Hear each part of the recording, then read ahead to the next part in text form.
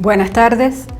Continuando con el tema de la contracción muscular, vamos a hablar en esta clase específicamente de la energía que obtenemos con el consumo de alimentos o la energía que luego del consumo de alimentos almacenamos en moléculas especializadas, que es la que permite la contracción muscular. ¿Cómo obtenemos ese famoso ATP tan indispensable en la contracción muscular? Antes que nada, brevemente vamos a recordar qué es lo que significa metabolismo.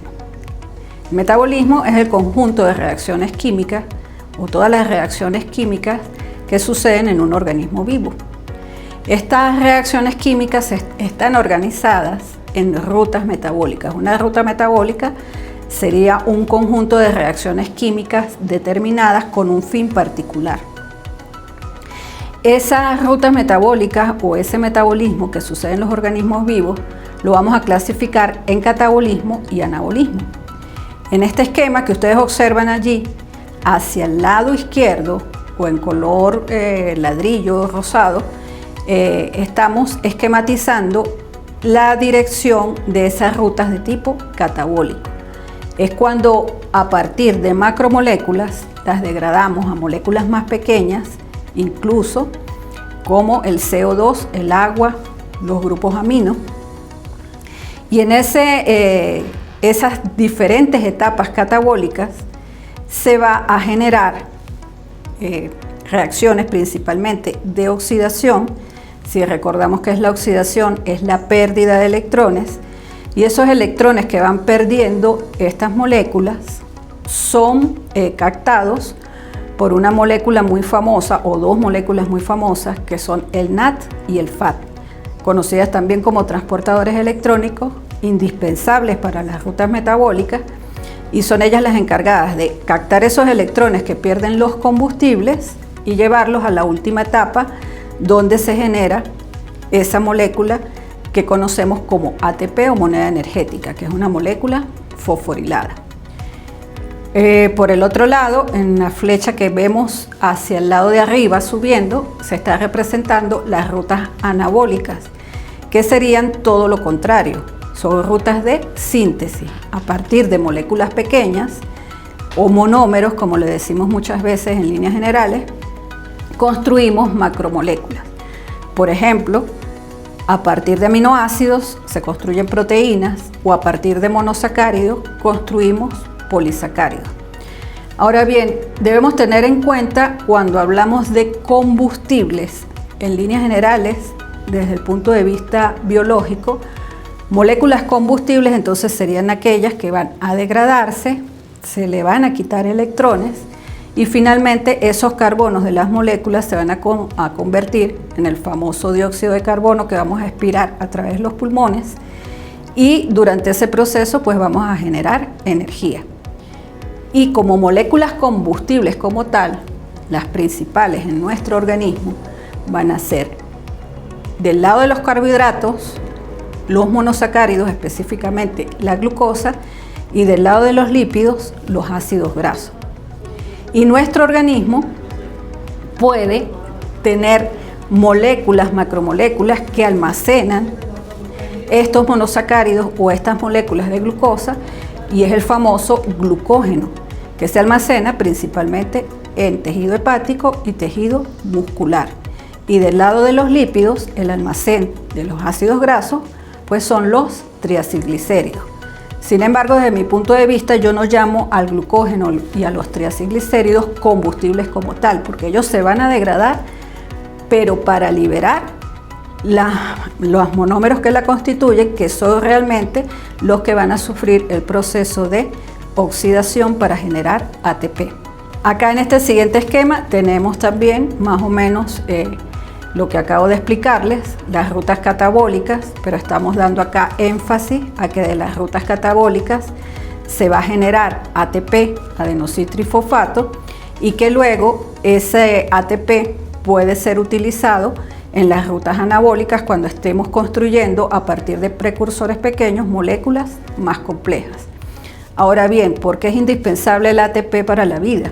Allí tenemos entonces un breve resumen. El ATP es indispensable para el trabajo biológico, la contracción muscular, que es el tema que hemos venido tocando: transmisión del impulso nervioso, transporte activo en las membranas celulares y biosíntesis, como está allí enumerado de último, biosíntesis de macromoléculas a partir de moléculas más pequeñas.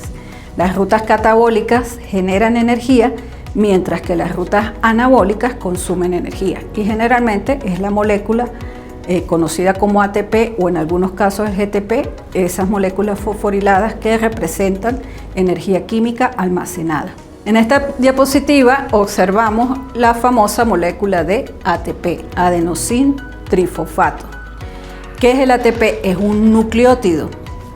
Recuerden que los nucleótidos son los monómeros que van a formar los ácidos nucleicos, pero su función en nuestro organismo no es formar solamente ADN y ARN, sino que monómeros, nucleótidos libres o esos monómeros de los ácidos nucleicos, en este caso el ATP, el GTP, el AMP cíclico, entonces son monómeros que están cumpliendo funciones muy importantes, sobre todo en las rutas metabólicas o en las rutas de señalización celular.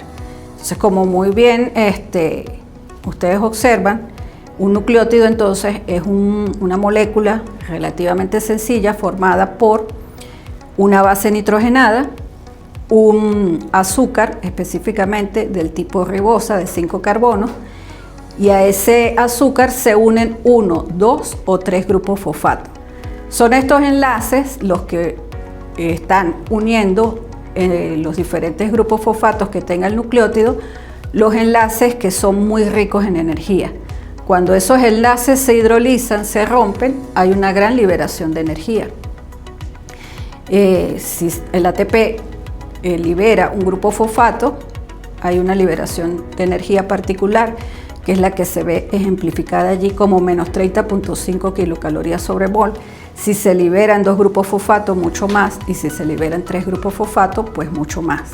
Hay otros compuestos fosforilados en nuestro organismo que cumplen también funciones similares y están como metabolitos intermediarios de las diferentes rutas metabólicas que ustedes pudieron estudiar en bioquímica durante la carrera. Acá tenemos un breve resumen de las rutas metabólicas en forma general, en las que vamos a hacer énfasis, de las cuales el organismo obtiene esa energía bajo la forma de ATP durante el momento del ejercicio. Entonces son 3 sistemas metabólicos por los cuales el músculo esquelético va a obtener este ATP. El primer sistema es la síntesis de ATP a partir de una molécula que se llama fosfocreatina. Es un sistema considerado o clasificado como anaerobio aláctico, o sea, no necesita de oxígeno, y aláctico porque en este sistema no se está formando ácido láctico. Luego vamos a tocar la glicólisis anaeróbica. Como su nombre lo dice, no está en presencia de oxígeno precisamente por el lugar donde ocurre esta glicólisis, que es el citoplasma celular, mientras que en la mitocondria es donde tenemos las mayores concentraciones de oxígeno dentro de la célula. A veces está de más, en algunos textos dicen que decir glicólisis anaeróbica está de más. Sin embargo, yo en eso soy bastante persistente para que quede claro en qué condiciones solamente se va a dar glicólisis y en qué condiciones, cuando lo llamamos aeróbica, esa glicólisis continúa con otras rutas metabólicas. Y el tercer sistema, la fosforilación oxidativa, que para darse previamente debe ocurrir el sistema de transporte de electrones a través de la cadena transportadora de electrones. Este sistema ocurre en la mitocondria celular y es un sistema aeróbico. Antes de continuar con el tema en sí, de explicar los 3 sistemas diferentes por los cuales obtenemos el ATP, vamos a hablar un poco de los tipos de ejercicio, de cómo se clasifican.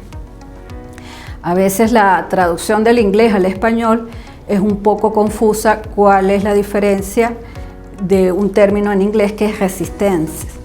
Me disculpen mi pronunciación en inglés. Bueno, lo que logré acomodar mejor la traducción es que los tipos de ejercicios se clasifican en ejercicios de resistencia, cuando el ejercicio es realizado por periodos continuos o intermitentes, pero durante un tiempo prolongado. Y la intensidad o fuerza de ese ejercicio es poca. Por ejemplo, el trote sería un ejercicio de resistencia. Mientras que un ejercicio de intensidad, los periodos durante los cuales se realiza el ejercicio son cortos, pero la actividad contráctil es de alta intensidad o fuerza, como en el levantamiento de pesas. Y los de velocidad, que también se parecen al anterior en el hecho de que los periodos durante el cual transcurre el ejercicio es corto, la actividad contráctil es máxima, pero la intensidad no es tan fuerte, o la fuerza que se aplica no es tan fuerte comparada con el levantamiento de pesas, por ejemplo. Un ejercicio de velocidad sería, por ejemplo, las competencias de 50 metros en natación. Hay también una clasificación mucho más sencilla de los tipos de ejercicios, simplemente en clasificarlo en aeróbico o anaeróbico, dependiendo, por supuesto, del sistema por la cual la célula va a obtener el ATP. Brevemente también recordemos, o a lo mejor los estoy introduciendo a estos términos, cómo se mide la intensidad de ese ejercicio. Se puede medir de muchas formas.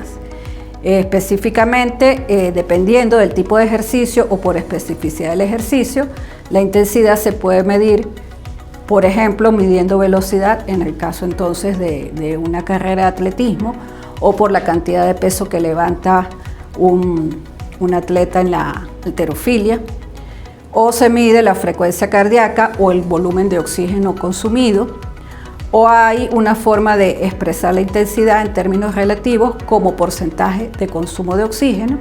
Y brevemente también hacen una clasificación de los ejercicios. Si el consumo de oxígeno es hasta un 49%, la intensidad de ese ejercicio se considera suave. Si está entre el 50 y 74%, se considera intensidad moderada, y si es mayor al 75% de una intensidad fuerte. En la clase anterior de la contracción muscular hablamos de los tipos de fibras musculares. Volvemos entonces acá a recordar un poco, antes de entrar en materia en sí, cuáles son los tipos de fibras musculares. Básicamente se clasifican en dos grandes tipos, tipo 1, tipo 2. Las tipo 1 son fibras lentas oxidativas. Lentas porque la velocidad de contracción es menor, oxidativas porque el ATP se obtiene de todo el proceso de respiración celular. El metabolismo es aeróbico, son fibras que son muy irrigadas por vasos sanguíneos, tienen mayor concentración de la proteína mioglobina y almacenan importantes cantidades de carbohidratos y triacilglicéridos. Específicamente recordemos que el carbohidrato se almacena, o la glucosa se almacena como glucógeno. En las fibras tipo 2 tenemos a su vez dos subtipos, 2A, 2B, donde la velocidad de contracción es mayor, pero se fatigan rápidamente. En las 2A el metabolismo es aeróbico y en las 2B el metabolismo es principalmente anaeróbico. Y son fibras particularmente adaptadas a actividades breves e intensas. Una vez más, el ejemplo clásico, el levantamiento de pesas. Ahora bien, si vamos a ver cómo es el primer sistema de obtención de ATP de forma anaeróbica y a partir de una molécula que es la fosfocreatina.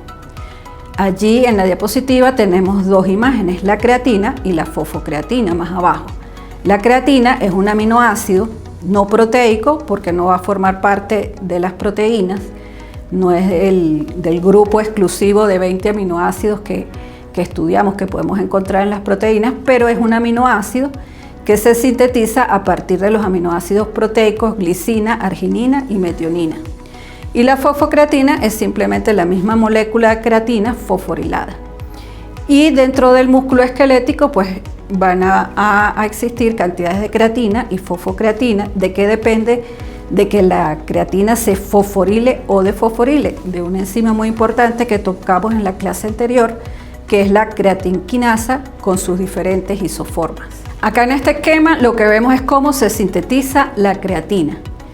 Entonces ya dijimos que se sintetiza a partir de 3 aminoácidos y su síntesis empieza en el tejido renal, en el riñón.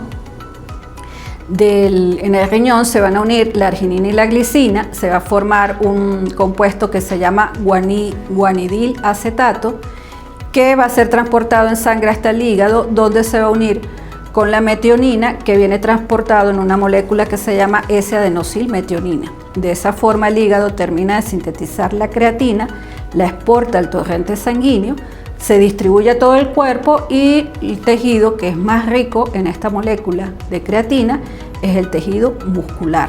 Y dentro de ese tejido muscular, en el esquema gris que se ve abajo, entonces es donde va a ocurrir la fosforilación y la desfosforilación dependiendo de las necesidades de ese músculo.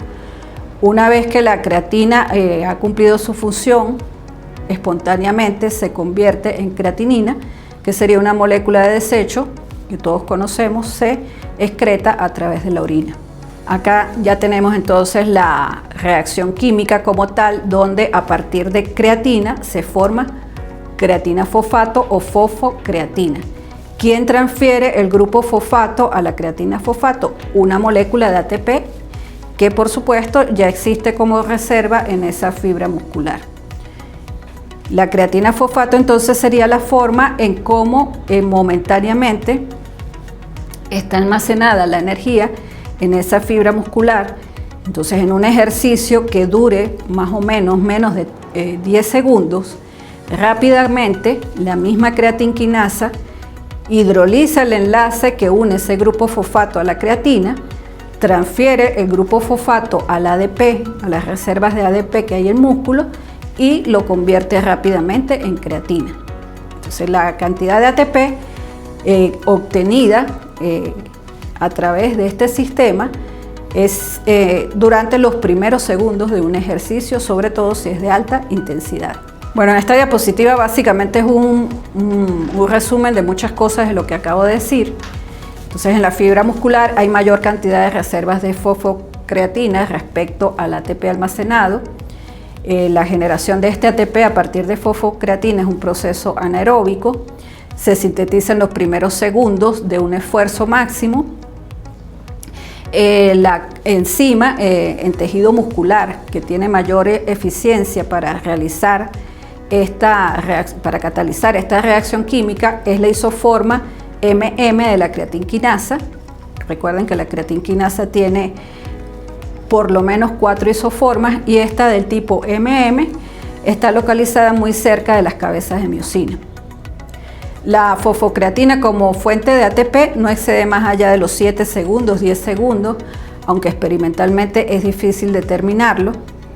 La principal fuente, los principales deportes de los cuales se suple el ATP a partir de este sistema: levantamiento de pesas, saltos, lanzamiento de jabalina, supongo, un sprint de 60 metros o eventos intermitentes donde hay carreras cortas explosivas, por ejemplo en el fútbol, o un golpe de un boxeador que dura menos de 10 segundos.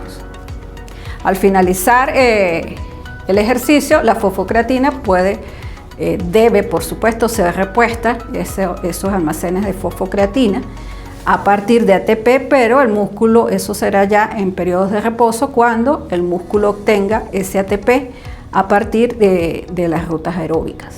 El segundo sistema a partir del cual la fibra muscular en contracción obtiene el ATP, que también es un sistema anaeróbico, que la llamo glicólisis anaeróbica, es el que vamos a explicar a continuación. Pero antes de entrar en esos detalles, acá este esquema muy general de las rutas metabólicas desde el punto de vista oxidativo o catabólico y desde el punto de vista anabólico o reductivo.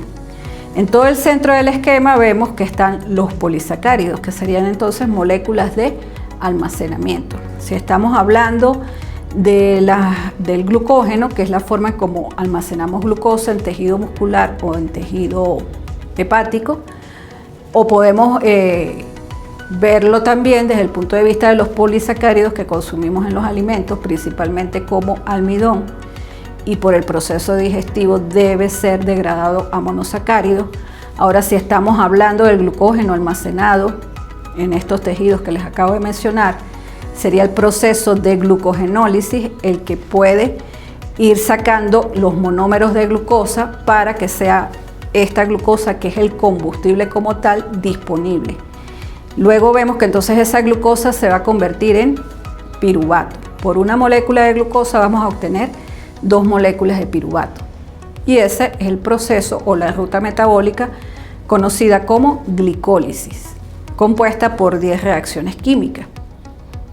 Si la célula, por ejemplo, no tiene mitocondrias, solamente puede obtener energía a partir de la glucosa a través de la glicólisis. ¿Qué células solamente dependen de la glicólisis para obtener energía a partir de la glucosa? Los eritrocitos, que son células que no tienen mitocondrias. Por lo tanto, las siguientes etapas que ustedes ven allí en ese esquema del centro, un eritrocito no las puede realizar.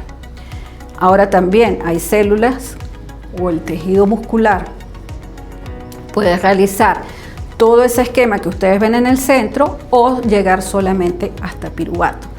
Si solamente llega hasta piruvato, y no porque no tenga mitocondrias, si las tiene, pero está sometido a un ejercicio en un periodo corto que necesita obtener ATP en un corto periodo de tiempo, ya no tiene fosfocreatina, pero para poder obtener la mayor cantidad de ATP tiene que ocurrir todo ese proceso que está en el centro, y eso lleva, vamos a decir así, tiempo que él no tiene. Entonces solamente hace glicólisis anaeróbica a pesar de que tenga mitocondrias. Todo ese esquema que está allí en el centro lo vamos a llamar, o no es que lo vamos a llamar, se llama, pues, el proceso de respiración celular. Si hacemos respiración celular a partir del combustible de tipo carbohidrato, que es la glucosa, la primera etapa de esa respiración celular es la glicólisis, se forma piruvato. Ese piruvato luego tiene que entrar a la mitocondria, si el ejercicio entonces es más prolongado en el tiempo, y va a ocurrir la segunda etapa de la respiración celular que ustedes ven allí en unas flechas circulares, que es el famoso ciclo de Krebs. Y finalmente, todos los electrones que salen de la primera etapa y de la segunda etapa a través de los transportadores electrónicos van a una última etapa o tercera etapa, que sería la cadena transportadora de electrones y fosforilación oxidativa, donde se produce la mayor cantidad de ATP. En la glicólisis, ustedes ven allí un esquema, un solecito, hay producción de ATP, pero no es tan grande como la que obtenemos por todo el proceso de respiración celular. A la derecha tenemos los lípidos, específicamente los lípidos, entonces los lípidos que vamos a utilizar para obtener energía, porque no son todos los lípidos, sino específicamente los ácidos grasos, que los obtenemos de los alimentos o de los almacenes de triacilglicéridos, principalmente en tejido adiposo. También en las fibras musculares hay pequeños almacenes de triacilglicéridos. El proceso por el cual degradamos los triacilglicéridos para quedarnos con los ácidos grasos se llama lipólisis, si estamos hablando de lo que está ocurriendo en el tejido, sacando, por ejemplo, triacilglicéridos del tejido adiposo y liberando ácidos grasos al torrente sanguíneo. Allí, la primera etapa de la respiración celular, si el combustible es un ácido graso, pues por supuesto no es la glicólisis. La primera etapa de la respiración celular sería la beta-oxidación de ácidos grasos.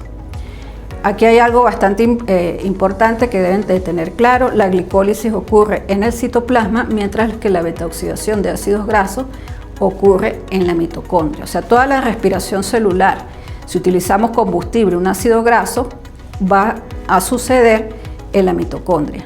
Mientras que si utilizamos como combustible la glucosa, la primera etapa sucede en el citoplasma, sería una etapa anaeróbica, y luego sí las otras etapas suceden en la mitocondria. Luego vemos allí otras macromoléculas, proteínas y ácidos nucleicos. Vemos que los ácidos nucleicos, si los consumimos en los alimentos, los degradamos en nucleótidos, pero los nucleótidos, su función no es obtener energía, y los aminoácidos pudiéramos degradarlos en condiciones extremas para obtener energía. Su función, el metabolismo de aminoácidos, es una mezcla entre catabolismo y anabolismo porque pueden degradarse hasta cierto punto, pero por ejemplo, un aminoácido convertirse en piruvato o un aminoácido convertirse en un componente del ciclo de Krebs como el oxaloacetato.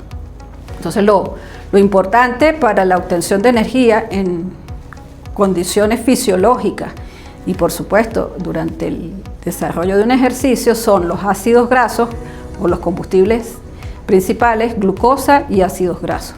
Bueno, entonces enfocándonos ahora sí en la segunda ruta metabólica que genera el ATP para la contracción muscular, la glicólisis anaeróbica. Entonces ya teniendo claro qué es respiración celular, qué es glicólisis, volvemos a ver allí en el esquema. La ruta que transforma glucosa a 2 moléculas de piruvato es la glicólisis. Luego de este piruvato, dependiendo de las necesidades celulares, tiene varios destinos. El destino que está hacia la izquierda es, a partir de piruvato, formar etanol. Muchos se lamentarán, nosotros los humanos no lo podemos hacer, eso lo hacen las bacterias o las levaduras. Y sería entonces una glicólisis anaeróbica, también conocida como fermentación alcohólica. Lo que sí podemos hacer nosotros, la glicólisis anaeróbica, es a partir de 2 moléculas de piruvato obtener 2 moléculas de lactato. Entonces siempre la glicólisis de transformar una molécula de glucosa hasta 2 moléculas de lactato siempre la va a hacer el eritrocito porque no tiene mitocondria. Y el músculo esquelético cuando está sometido a una contracción muscular de corta duración. Y lo que vemos en el centro es el camino cuando la célula tiene mitocondrias o la célula está en un ejercicio prolongado y puede darse el lujo, por decirlo así, de hacer toda la respiración celular para obtener la mayor cantidad de ATP. Entonces, en las condiciones anaeróbicas, una vez que se obtienen las 2 moléculas de piruvato, se van a transformar en 2 moléculas de ácido láctico o lactato. La enzima que cataliza esta reacción en la glicólisis anaeróbica es la lactato deshidrogenasa.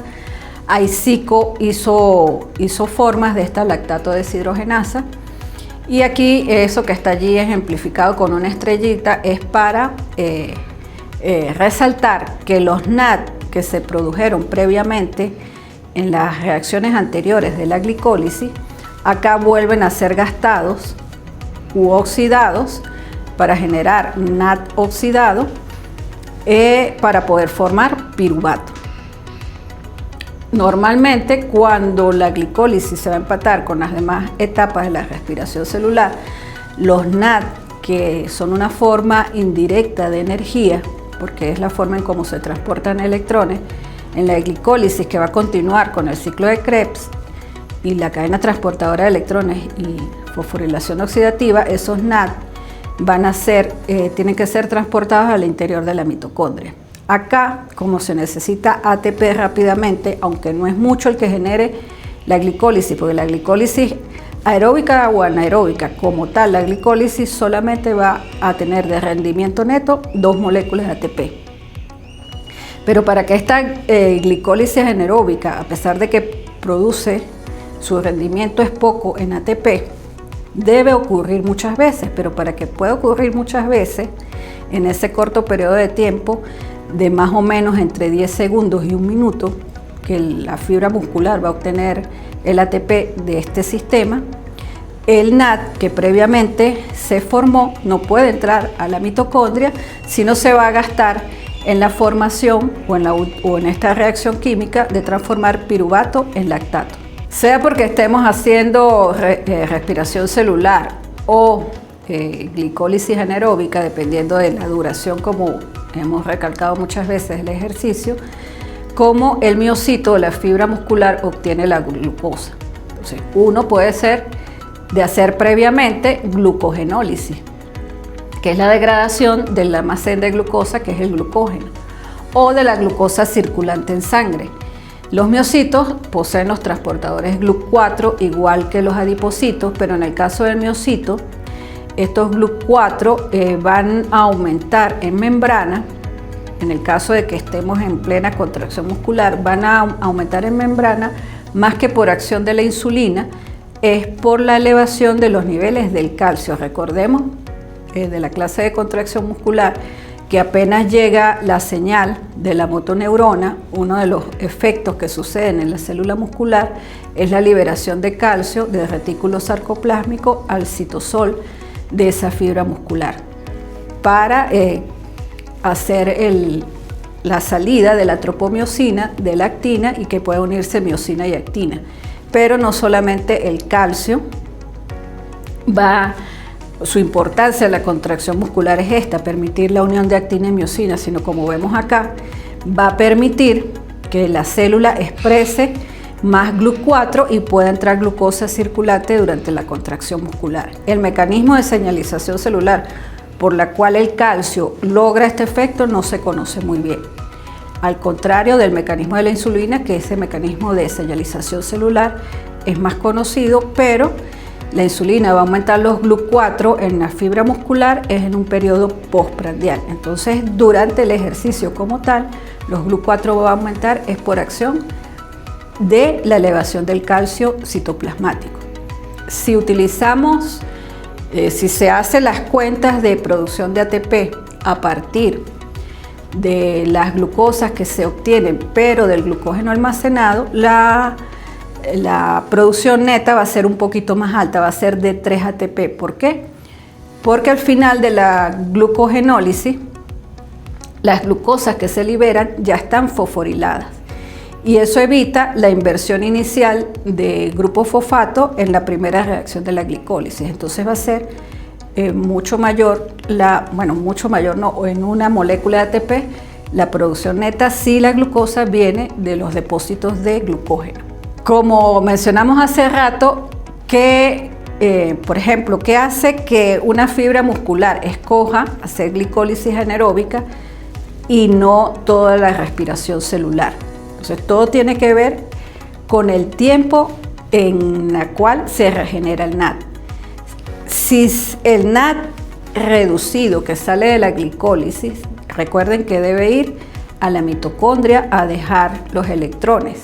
Debe ocurrir todo ese proceso para que se vuelva a regenerar NAD oxidado, que es de lo que estamos hablando aquí, y que ese NAD oxidado vuelva a ser transportado de forma reversa o a sacarlo de la mitocondria al citosol, que es donde ocurre la glicólisis. Y ese tiempo para que ocurra todo eso es prolongado. Si el ejercicio, como les dije, es de corta duración, entonces ese NAD reducido no va a llevar los electrones a la mitocondria, sino que va a llevar los electrones al piruvato para convertirlo en lactato. Se vuelve a generar NAD oxidado que vuelve al principio de la glicólisis a que suceda un nuevo ciclo de glicólisis anaeróbica.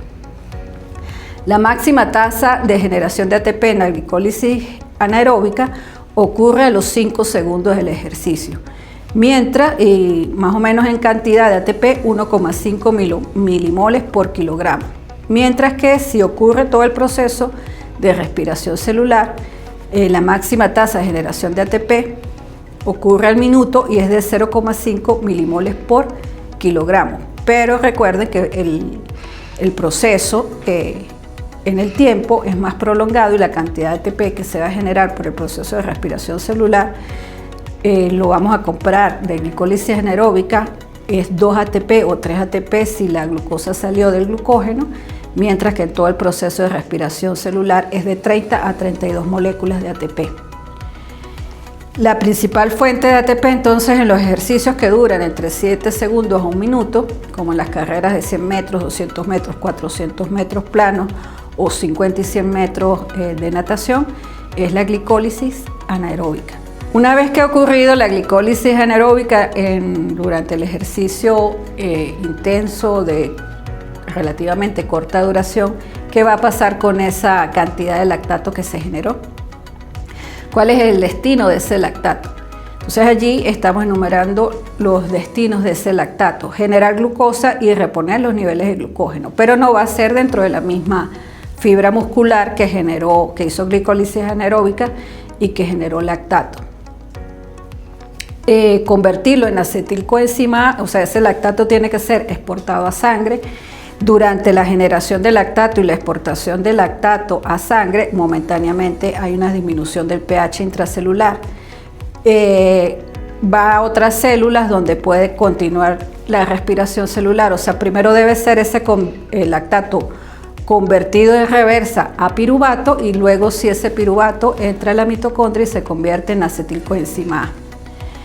Y convertirlo en glucosa por el proceso de gluconeogénesis en un ciclo que se debe dar, que se conoce como ciclo de Cori.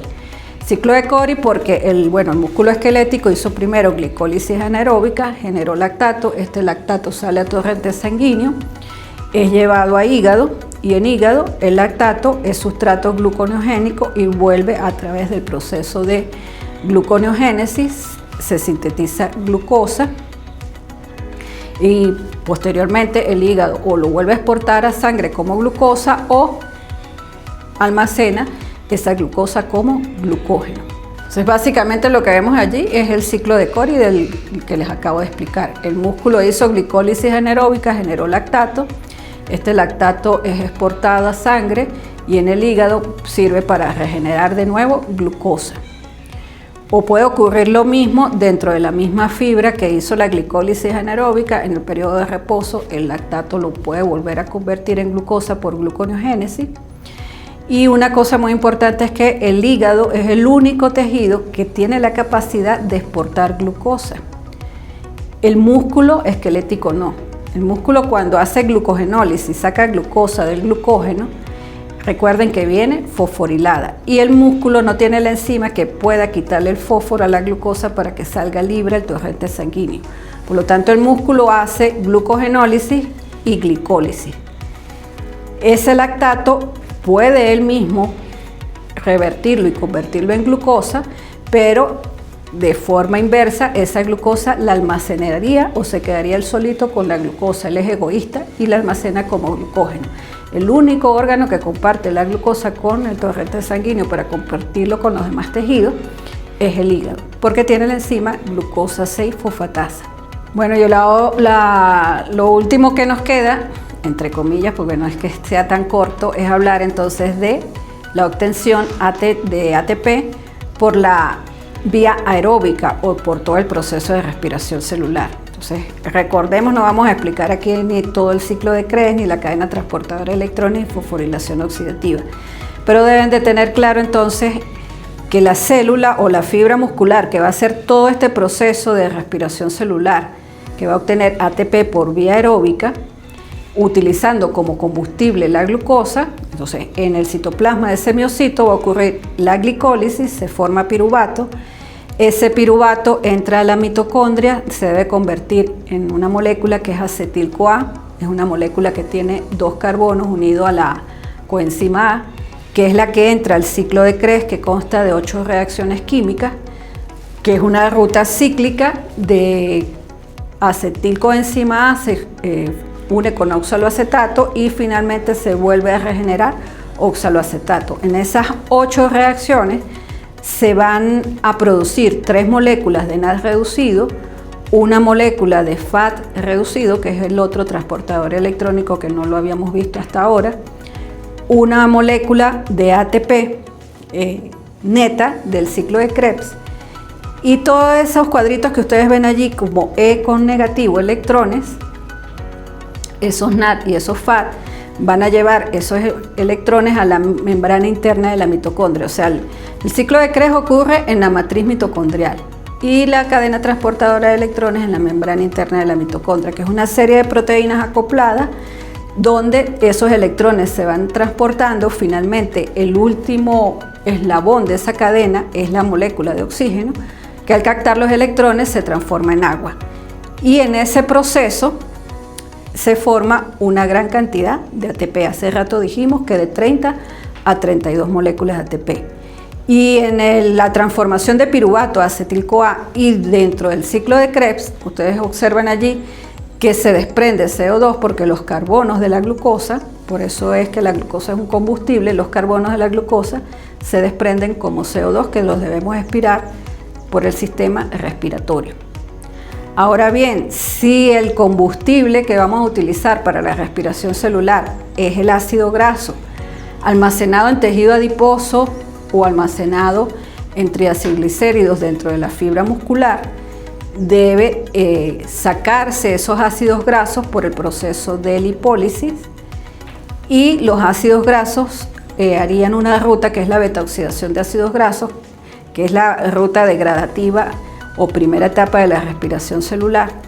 En esa beta-oxidación se genera también NAD reducido y FAD reducido, que va a la cadena transportadora de electrones, y al final los ácidos grasos se les van quitando 2 carbonos en cada ciclo que se convierten en acetil-CoA. Entonces, por el lado de los ácidos grasos, respiración celular completa, primera etapa, beta-oxidación de ácidos grasos, se obtiene acetil-CoA, entramos a la segunda etapa igual como con la glucosa, que es el ciclo de Krebs, y luego cadena transportadora de electrones y fosforilación oxidativa.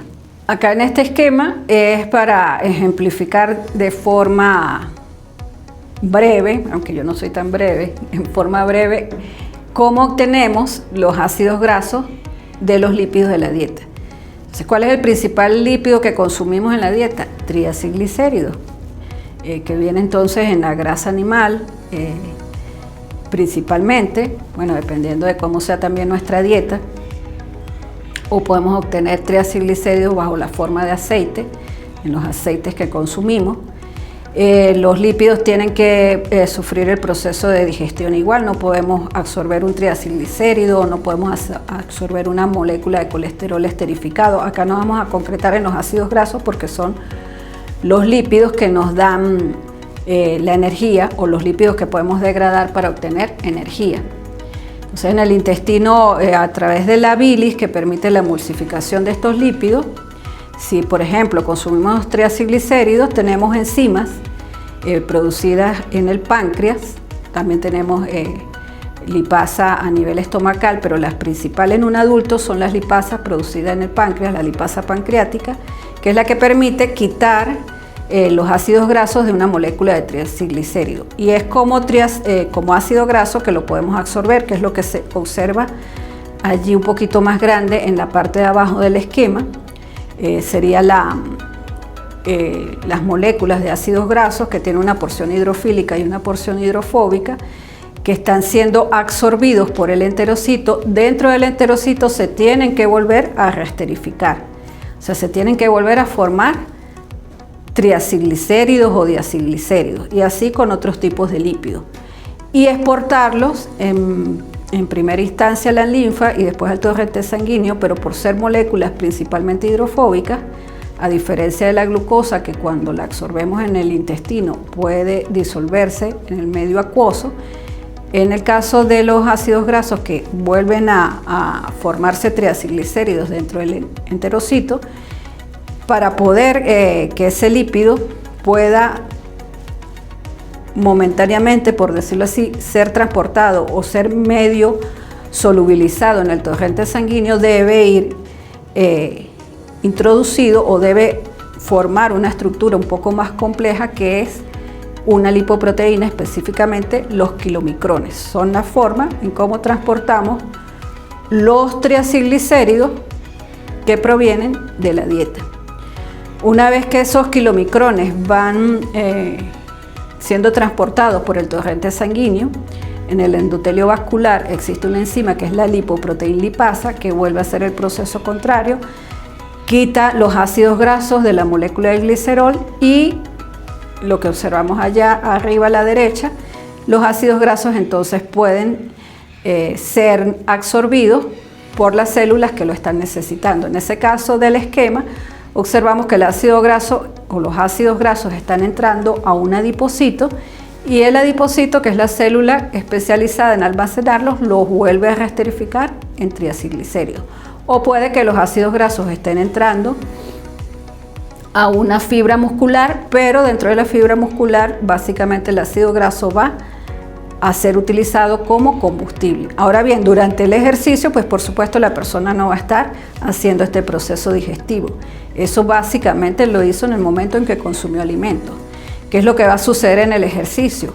Va a recurrir a los triacilglicéridos que tiene almacenados en tejido adiposo o en los triacilglicéridos almacenados en sí mismos en la fibra muscular hace lipólisis, pero en ese caso la enzima que saca de nuevo los ácidos grasos de tejido adiposo o de los triacilglicéridos almacenados en músculo esquelético es la lipasa sensible a hormonas, y se llama así porque la hormona que va a activar a que esa lipasa, valga la redundancia, se active y haga este proceso, la hormona es el glucagón o la epinefrina, y en el caso entonces de la fibra muscular sería la epinefrina la que viene de la parte externa a dejar la señal en la fibra muscular que se active la lipasa sensible a hormonas y los depósitos de triacilglicéridos se degraden para obtener esos ácidos grasos que van a ser utilizados como combustible únicamente por la etapa de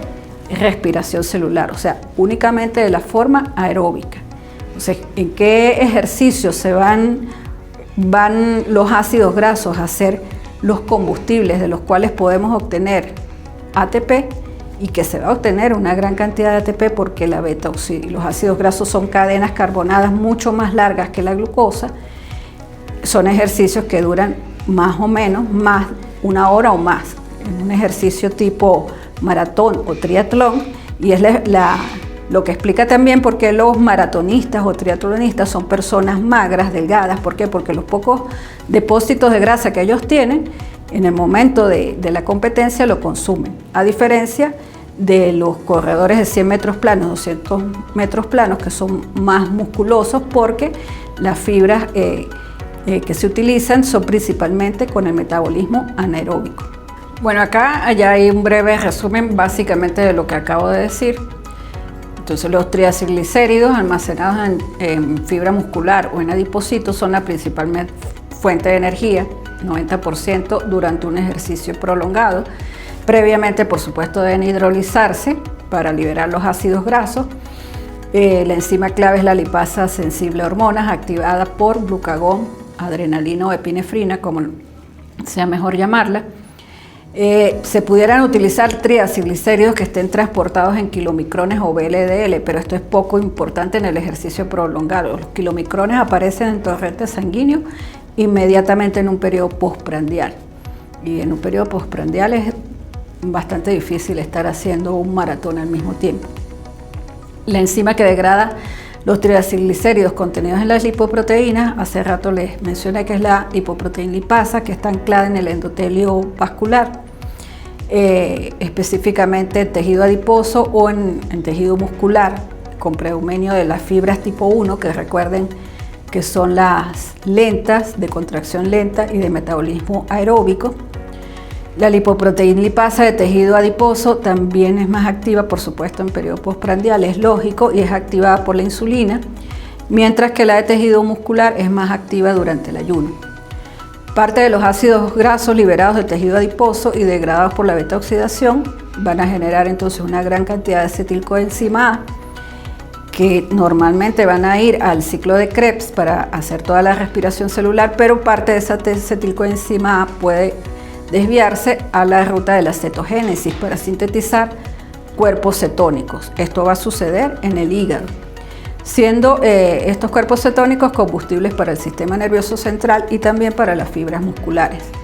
Durante el ejercicio, por parte de los cuerpos cetónicos, estos cuerpos cetónicos podrían aportar un 7% de la energía consumida. Y finalmente, las proteínas. Fisiológicamente, les dije hace rato que fisiológicamente las proteínas van, por su vida media, van a degradarse, pero los grupos aminos que salen de estos aminoácidos de las proteínas deben sí ser expulsados bajo la forma de urea, y lo que queda del aminoácido, que conocemos como esqueleto carbonado, generalmente sirve para sintetizar nuevos aminoácidos, sintetizar intermediarios del ciclo de Krebs o aminoácidos que dan origen al piruvato, pero degradarlo totalmente para obtener de ese esqueleto carbonado energía como tal, en condiciones normales, básicamente es muy raro, a menos que estemos en condiciones de inanición prolongada, que consumamos nuestras propias proteínas.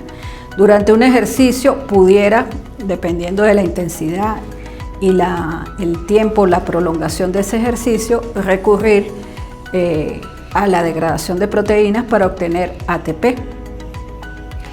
Entonces, cierta cantidad de proteínas musculares se pueden degradar durante el ejercicio, en el caso como tal enfocado para obtener energía. El aporte energético va a ser relativamente pequeño, de 3 a 10%, en los ejercicios de duración inferior a los 60 minutos. Su aporte energético más importante de las proteínas o de los aminoácidos que provienen de las proteínas, como les dije, es regenerar más bien metabolitos intermediarios del ciclo de Krebs o de la gluconeogénesis. O sea, estas proteínas o estos aminoácidos que provienen de las proteínas en el periodo de reposo nos servirían para reponer piruvatos, reponer intermediarios del ciclo de Krebs que hayan sido previamente gastados en los procesos de generación de energía. Hasta acá la clase de bioenergética de la contracción muscular. Espero que les sea útil y atenta a cualquier comentario, sugerencia o dudas que se les sean generadas. Muchas gracias.